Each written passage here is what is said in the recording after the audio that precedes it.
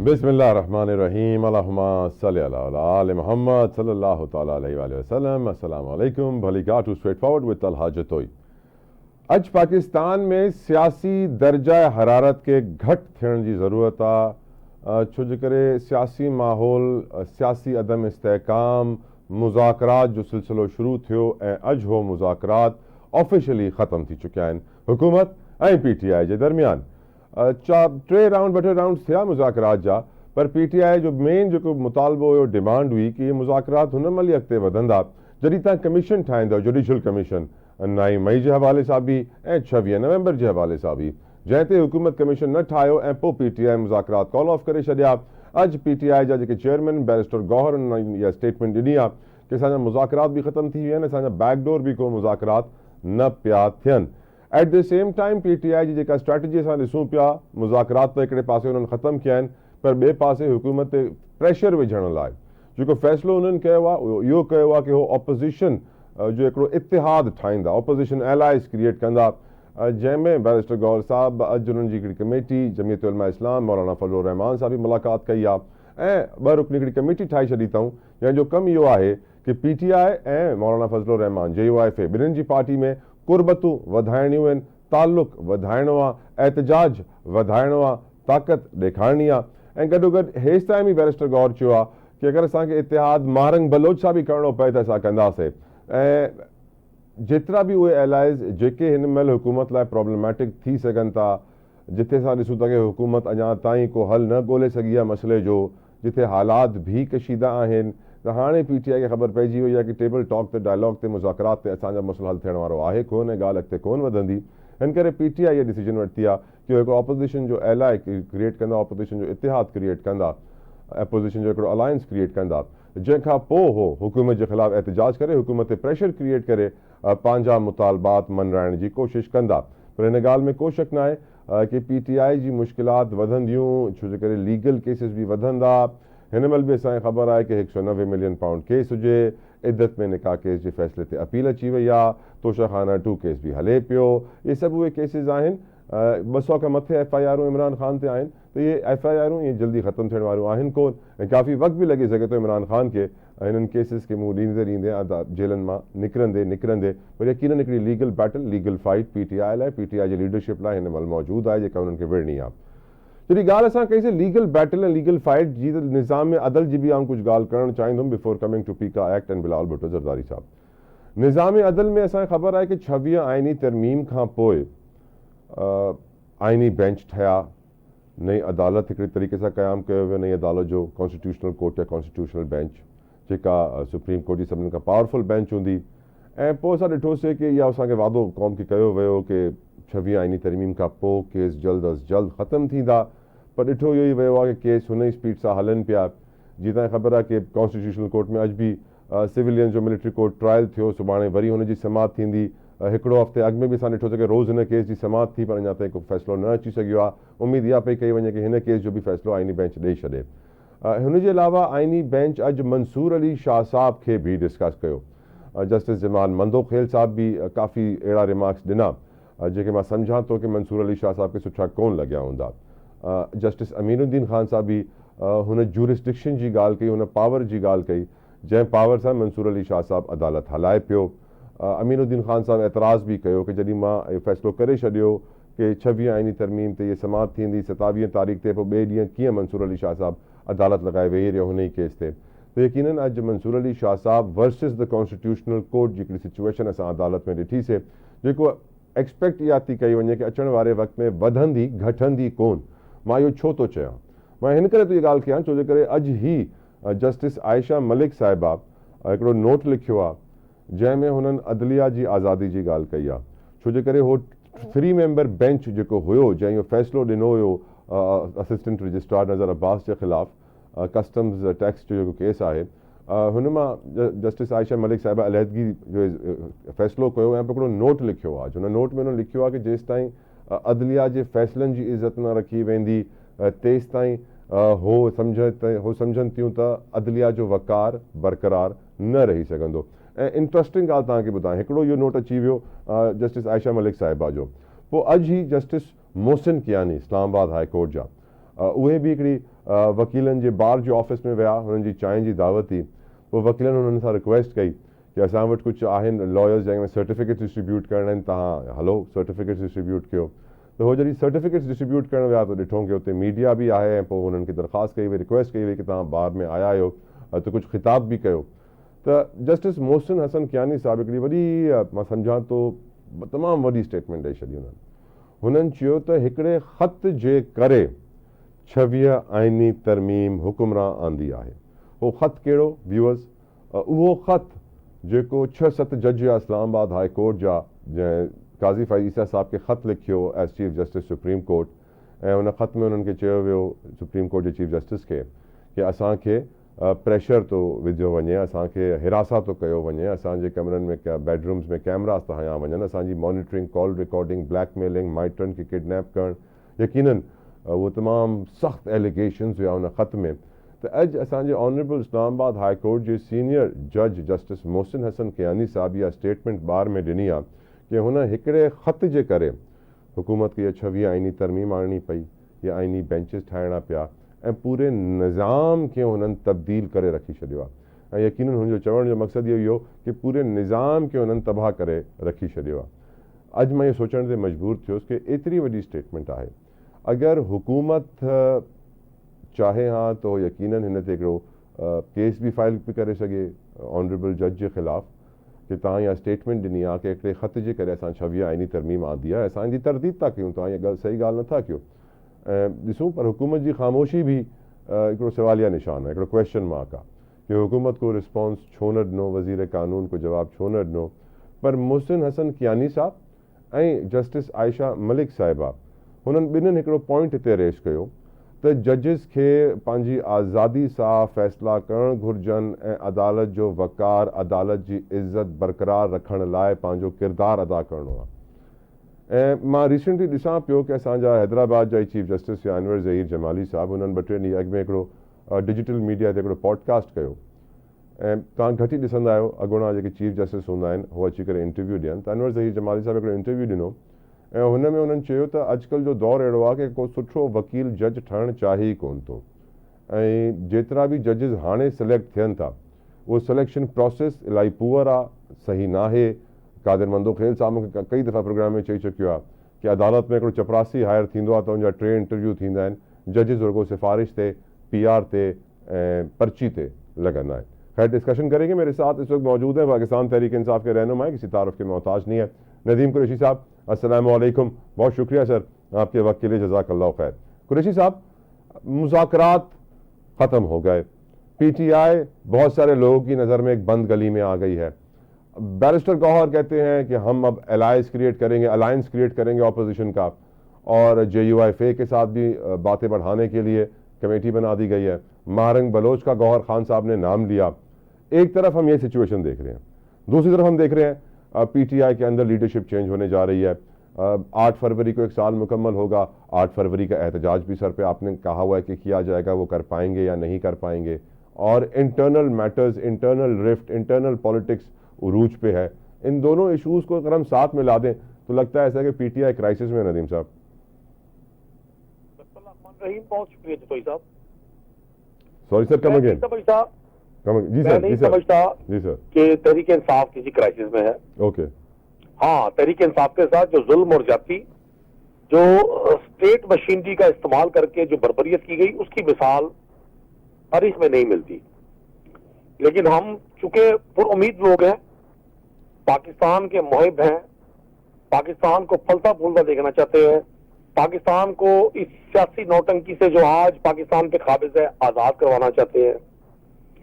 हमें उम्मीद ये है इंशाल्लाह जैसे 8 फरवरी को पाकिस्तान की अवाम ने तहरीक इंसाफ के साथ तमाम तर मसाइब और आवाम के बावजूद हुकूमती मशीनरी का, सरकारी मशीनरी का इस्तेमाल होने के बावजूद वोट के जरिए तमाम पार्टियों को मुस्तरद किया।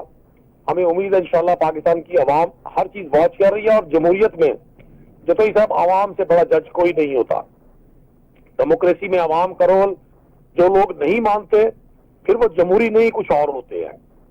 तो इंशाल्लाह आप देखेंगे आने वाला हर दिन मौजूदा हुक्मरान सेटअप के लिए मुश्किल से मुश्किल तर होता जाएगा और तहरीक इंसाफ को बड़ी पॉलिटिकल स्पेस मिलेगी।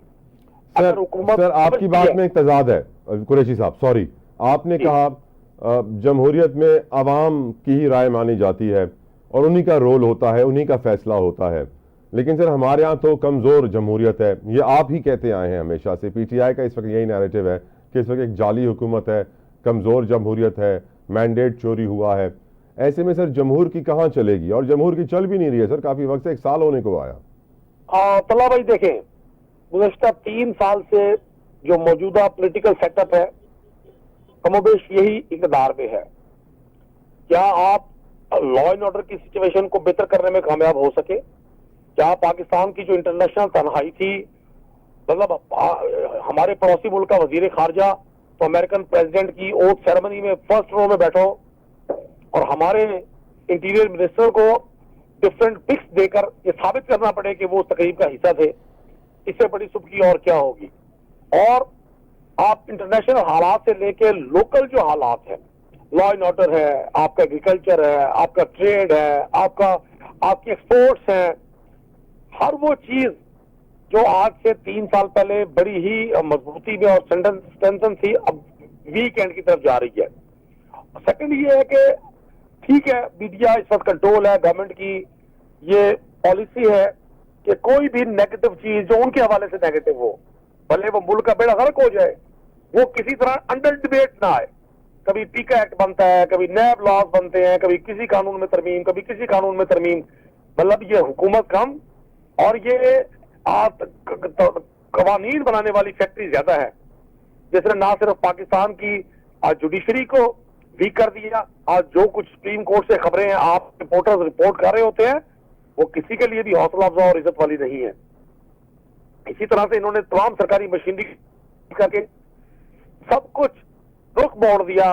कौन रोक रहा है ह्यूमन ट्रैफिक को, ह्यूमन स्मगलिंग को? कोई रोकने वाला है? क्या कोई चेक एंड बैलेंस है मनी लॉन्ड्रिंग पे? कोई पूछने वाला है कि पाकिस्तान में जो कुछ आज हो रहा है, रोज सड़कों पर लोग मारे जा रहे हैं, कहाँ है हुकूमतें? अगर आप टीवी स्क्रीन पे देखें तो लगता है कि पाकिस्तान मॉडर्न वर्ल्ड का एक कोई मुल्क बन गया है जहां कानून की और आइन की हुक्मरानी है, जहां आज जजेस अपने लिए इंसाफ के तालिब हों और जहां हर रोज एक नया स्कैंडल सामने आए। बिल्कुल तो हुक्मरानों की इससे बड़ी नाअहली और क्या होगी? बिल्कुल ठीक सर। एक तरफ हम देख रहे हैं कि हमारे ऑनरेबल सीनियर जजेस जजों की आज़ादी और आज़ाद जजों का जिक्र कर रहे हैं, दूसरी तरफ सहाफ़ी बरादरी अपनी आज़ादी के लिए एहतजाज कर रही है। आज मुल्कगीर पाकिस्तान की सहाफ़ती तंजीमों ने, joint action committee, PFUJ, APNS, CPNE, सब ने एहतजाज किया और सर सैडली सेनेट से वो बिल फिर भी मंजूर हो गया और हुकूमत बबांग दोहल कहती है कि PTI है जिसने ये पीका का काम शुरू किया था और they are responsible. Matter of the fact is कि सर इस वक्त जो पीका का कानून अब सदर मुमलिकत की दस्तखत का मुंतज़िर है, उन दस्तखत के बाद शायद हम ये सहाफ़ी बोलते हुए डरेंगे कि इलेक्शन में धांधली हुई है। इतना सा जुमला भी काफ़ी है सर, 20 लाख रुपए जुर्माना और 3 लाख कैद की लिए। तो अल्लाह यकीनन हम सबको बचाए इन सजाओं से और इन जुर्मानों से, लेकिन मैटर ऑफ द फैक्ट है सर कंट्रोल किया जा रहा है। वजह यही है कंट्रोल करने की, जो तज्जियाकार कहते हैं कि पहले ट्विटर बंद किया, PTI कंट्रोल नहीं हुई, इंटरनेट बंद किया, PTI कंट्रोल नहीं हुई, अब सजाएं बढ़ाएंगे, नए इदारे बनाएंगे ताकि सोशल मीडिया को कंट्रोल करें, इन अदर वर्ड्स PTI को कंट्रोल करें। Your views sir? देखिए, मैं आपसे एक गुजारिश कर दूं, एक रूल ऑफ नेचर है, लॉ ऑफ नेचर है जी। खौफजदा लोग, डरे हुए सहमे हुए लोग बज़ाहिर कितने भी ताकतवर और मजबूत नजर आए, वो रेत की दीवार पर, रेत उनके पांव के नीचे होती है, वो रेत की जमीन पर होते हैं। मौजूदा हुक्मरानों की बहने ही वही कैफियत है। इन्होंने अभी तक जो पाकिस्तान के मेजर इश्यूज थे, मुझे नहीं समझ आई किसी एक मेजर इशू को टेकअप किया हो, कोई एक कानून साजी पाकिस्तान के लोगों की बेहतरी के लिए की गई हो, कोई पाकिस्तान की लूटी हुई रकमें जो मनी लॉन्ड्रिंग की सूरत में बैरून मुल्क मुंतकिल हुई वो वापस ली गई हो। आज जब सेनेट में फैसल वोडा तकरीर कर रहे थे, मैं सुन रहा था और वो फरमा रहे थे कि जी 1000 गाड़ियां खरीदने का जो मंसूबा बन रहा है ये भी आने वाले दिनों में गिरफ्त में आएगा। तो मैं आपको एक गुजारिश कर दूं, जी पाकिस्तान की जो एक आम आबादी है, कॉमन पाकिस्तानी है, वो पाकिस्तान के हवाले से बड़ा कंसर्न है। पाकिस्तान का नौजवान बड़ा बिजली नौजवान है। ये पूरा सेटअप जिस तरह से भी बनाया गया, फैसला साजों को अब ये इस बात का यकीन है कि ये सेटअप ज्यादा देर सर्वाइव नहीं कर सकेगा। ये जो कुछ भी हो रहा है वो हर रोज हम बैक फुट पे जा रहे हैं, हम फ्रंट फुट पे नहीं जा रहे। ये जो मर्जी फिगर देते रहे कि जी महंगाई कम हो गई है और हमने चीजों को बेहतर कर लिया है, लेकिन जब तक आम आदमी अपनी जिंदगी में ईज महसूस नहीं करेगा, जब तक लोगों को ये यकीन नहीं होगा कि इस मुल्क में कानून की हुक्मरानी है, मैं नहीं समझता कि हुक्मरान सही रास्ते पे होंगे। Tehreek Insaf rule of law के लिए स्ट्रगल करती रही है और ये स्ट्रगल जतोई साहब इतनी को आसान नहीं है, बहुत बड़ी बड़ी दहाइयां गुजर जाती है। सर आपकी स्ट्रगल अब फैलना शुरू हो गई है ना, दूसरे इदारों में स्ट्रगल आ गई है, अदलिया के अंदर इस वक्त स्ट्रगल चल रही है। आईनी अदालत के जजेस मंसूर अली शाह साहब के खिलाफ जो रिमार्क्स दे रहे हैं हैरान कुन। आयशा मलिक साहिबा, मोहसिन कियानी साहब दोनों कह रहे हैं आज़ादी जजों की बहुत ज़रूरी है, अदलिया का वकार बरकरार रखना बहुत ज़रूरी है। ओपन जो इख्तलाफात हैं जजों के वो इस तरह खुल के आ गए सामने नदीम साहब कि मैंने अपने सहाफ़ती करियर में अदलिया के अंदर के इख्तलाफात इस तरह खुल के सामने आते हुए पहले कभी नहीं देखे। देखें जतोई साहब, एक बड़े अच्छे माहौल में चलती अदलिया को तरामीम करके जो उसका हशर किया, हर शख्स इस पर हैरान और परेशान है। मतलब वो इदारा जो जो जैसे पाकिस्तान की अफवाज से लोगों को उम्मीद होती है कि ये डिसिप्लिनरी इदारा हमें हर जगह प्रोटेक्ट करेगा, बैरूनी दुश्मनों से भी, अंदरूनी दुश्मनों से भी। इस तरह अदलिया के बारे में लोगों का तासुर था कि हमें अगर लोअर कोर्ट में इंसाफ नहीं भी मिलेगा, हाई कोर्ट और सुप्रीम कोर्ट हमें इंसाफ देंगे। लेकिन जहां हाई कोर्ट और सुप्रीम कोर्ट के जजेस खुद अपने लिए इंसाफ के तालिब हों और जहां जूनियर को सीनियर बना दिया जाए, कभी आपने सुना? मैंने तो नहीं सुना आज तक, ना मैंने देखा कि इशू स्पेसिफिक कानून साजियां की जाए। मतलब जो इनको इशू आता है, फेस करना पड़ता है गवर्नमेंट को, ये उसके लिए कानून साजी कर देते हैं। दिलचस्प बात बताओ नदीम साहब आपको, दिलचस्प बात, मंसूर अली शाह साहब भी फुल कोर्ट की डिमांड कर रहे हैं। Civilian and military court trial में फैसल सिद्दीकी जो वकील है वो भी फुल कोर्ट की डिमांड कर रहे हैं। 11 तारीख को जुडिशल कमीशन का इजलास होगा, 5, 6, 8 नए जजेस आ जाएंगे और फिर वो जो फुल कोर्ट पे एतमाद है वो भी इन सबका खत्म हो जाएगा। सर देखिए ना, ये कितना बड़ा तमाशा है। आपने अदलिया को एक ट्रेडिंग यूनिट बना दिया, एक बाजार बना दिया कि जहां अपने मर्जी के जजेस अपनी मर्जी के फैसले करवाने के लिए इंडक्ट किए जा रहे हैं। लेकिन बहुत सारे कवानीन ऐसे हैं सर, कुछ नैब लॉज मंजूर हुए थे एक दौर में, वो अगले दौर में उसी बनाने वाली हुकूमत के खिलाफ इस्तेमाल हुए थे। ये जो ये मकाफात अमल है, ये एक तारीख की बहुत बड़ी हकीकत है, इससे किसी को इनकार नहीं है। ये जो कुछ खिलवाड़ पाकिस्तान के इदारों के साथ इस दौर में हुआ, इसकी नजीर नहीं मिलती, इसकी मिसाल नहीं मिलती। और मैं हैरान इस बात पर हूं कि चंद लोगों की ये ख्वाहिश के यही लोग मुसल्लत रहे, उनकी इस जिद ने और उनकी इस ख्वाहिश ने इस पूरे मुल्क की जड़ें खोखली कर दी है। बहुत शुक्रिया नदीम कुरैशी साहब आपकी कीमती वक्त के लिए। व्यूअर्स, ब्रेक जो टाइम थी ब्रेक था वठूं, ब्रेक खां पोइ डिस्कशन खे अॻिते वधाईंदासीं। स्टे विद अस।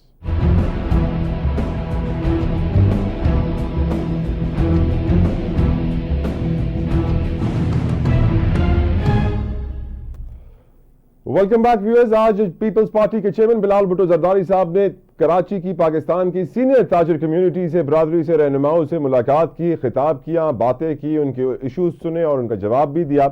यकीनन एक बहुत अच्छा इंटरेक्शन हमने देखा है जो आज बिजनेस कम्युनिटी के साथ चेयरमैन पीपल्स पार्टी ने किया, और ये भी कहा कि भी सिलसिला जारी और सारी रहेगा और उनके प्रॉब्लम्स 1-on-1 सुन के उनका सोल्यूशन दिया जाएगा। यकीनन एक बहुत पॉजिटिव एलिमेंट है।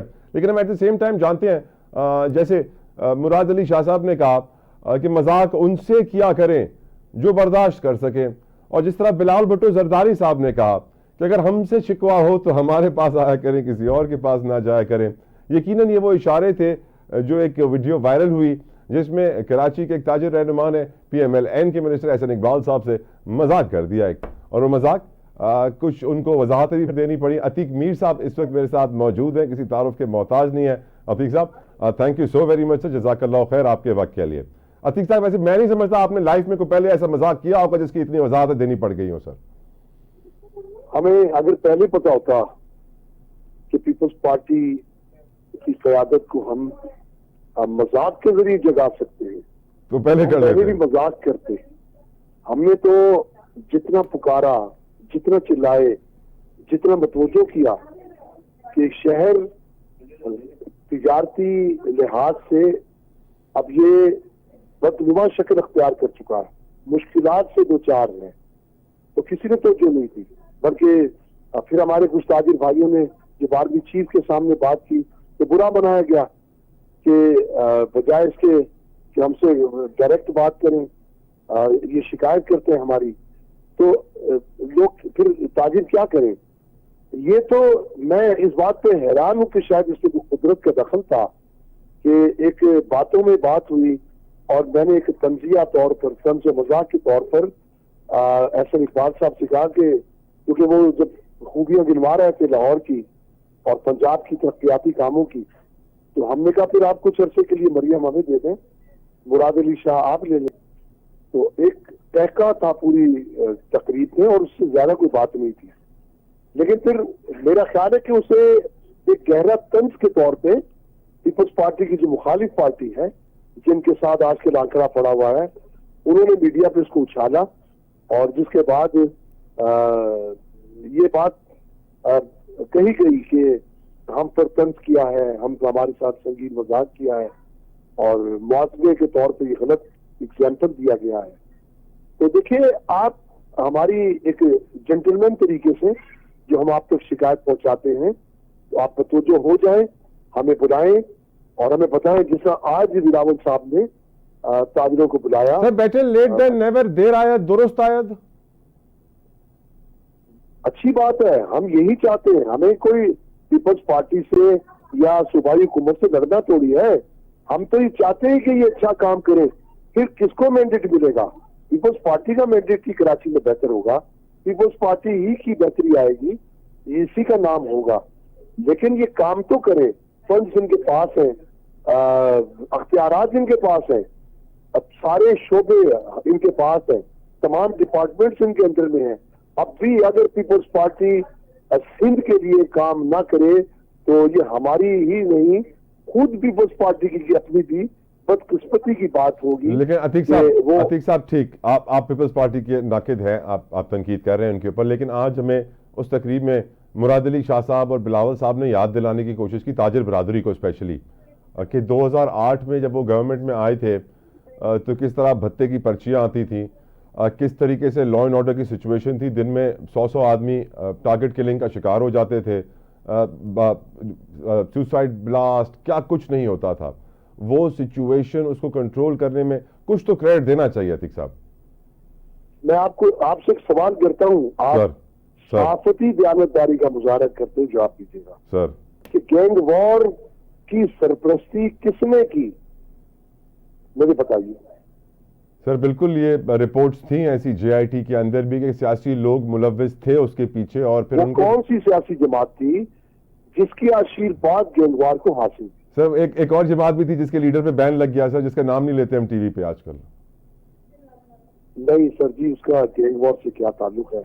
अच्छा, आप कह रहे हैं कि लियारी गैंगवार में रेंजर्स के पास अख्तियारात नहीं थे, ओके, जो नवाज शरीफ ने कराची में गवर्नर हाउस में बैठ के इख्तियारात दिए। लेकिन आज तो गैंगवार नहीं है ना, खत्म तो कर दिया ना सर उन्होंने किया, और उसके बाद गैंगवार का खात्मा हुआ।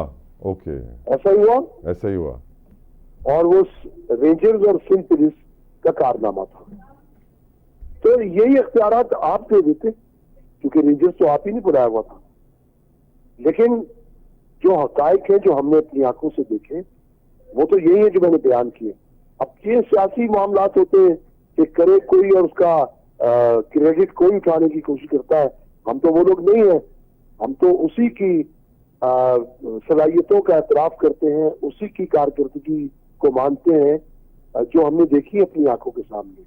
तो बात क्या, छोड़े वो बात कहीं और चली जाती है। मैं सिर्फ इतनी बात कहूंगा कि कम से कम अब तो सब कुछ आपके पास है, आप हमारे साथ बैठें, हम आपको बताएंगे कि आप किस तरह, हम ये भी बताएंगे कि आप क्या करें तो बेहतरी आएगी।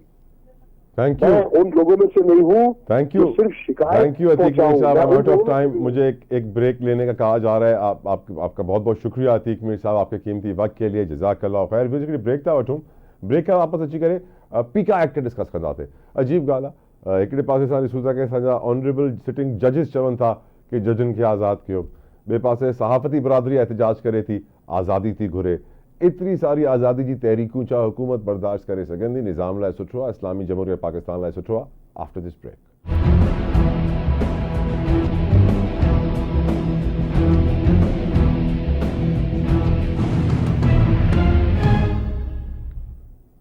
Welcome back. एक तरफ हम देख रहे हैं जजेस अपनी आज़ादी के लिए आवाज़ उठा रहे हैं, हिकिड़े पासे जजेस पंहिंजी आज़ादी लाइ आवाज़ पिया खणनि, ॿिए पासे असां ॾिसूं था कि सहाफ़ी पंहिंजी आज़ादी लाइ आवाज़ था खणनि। वजह इहा आहे कि prevention of electronic crimes act तरमीमी बिल 2025 सेनेट में अप्रूव थी वियो आहे, पार्लियामेंट में अॻु में अप्रूव थी चुकियो। हाणे रुगो सदर मुमलिकत जो साइन थियणो आहे ऐं पोइ इहो कानून ठही वेंदो। PFU जे joint action committee, CPNE, APNS discussion कंदासीं। मूंसां गॾु मौजूदु आहिनि, कंहिं तारुफ़ जा मोहताज न आहिनि, पाकिस्तान के सीनियर सहाफ़ियुनि मां हिकु आहिनि GM जमाली साहब। अस्सलाम वालेकुम साईं, वॾी महिरबानी तव्हांजी कीमती टाइम लाइ। जमाली साहब, वेरी सिंपल क्वेश्चन सर।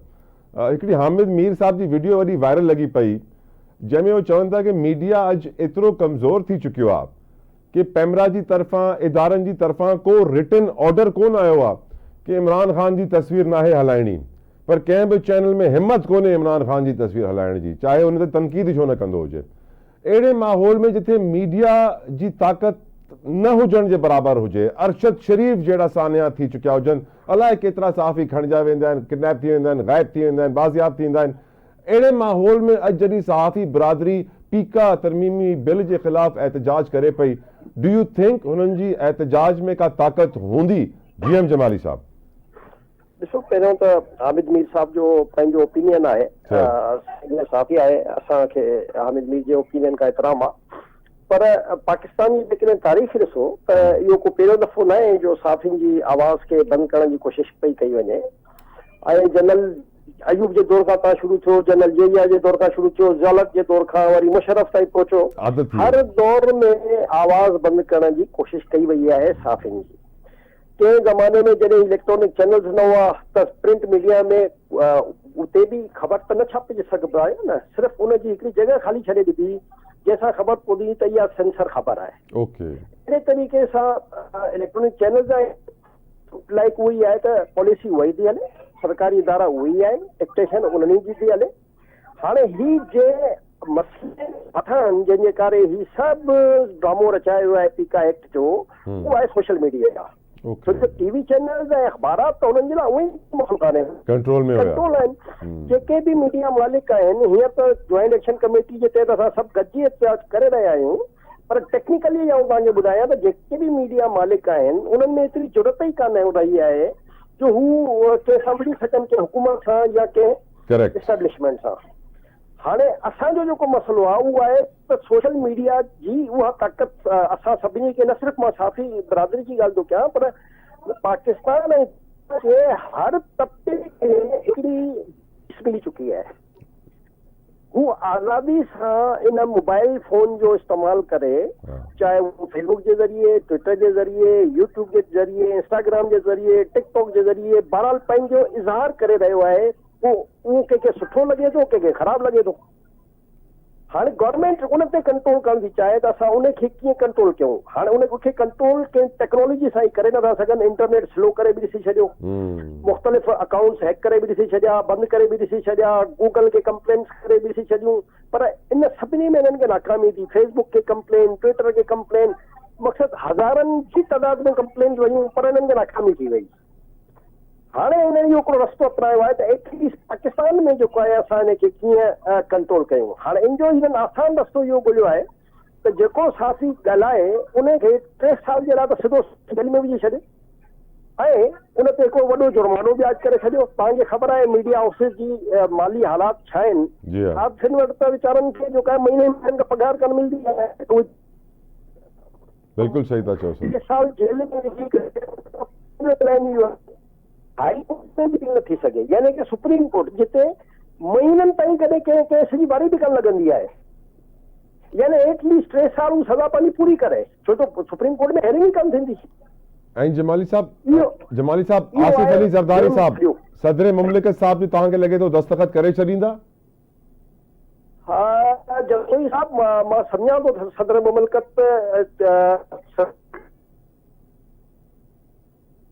हिन ते रोकणो हुजे या एहतजाज करणो हुजे हा त पोइ इहो बिल मंज़ूर थी नथो सघे, न बिल्कुलु क़ौमी असेंबली मां थी सघे हा न सेनेट मां थी सघे हा। Thank you. नून लीग जी पट उहा अक्सरियत ई न आहे जो हू इहो कमु करे सघे। बिल्कुलु ठीकु। थैंक यू जीएम जमाली साहब। थैंक यू जीएम जमाली साहब। मंज़ूर करायो आहे उहे पीपल्स पार्टी खे मंज़ूर कराया।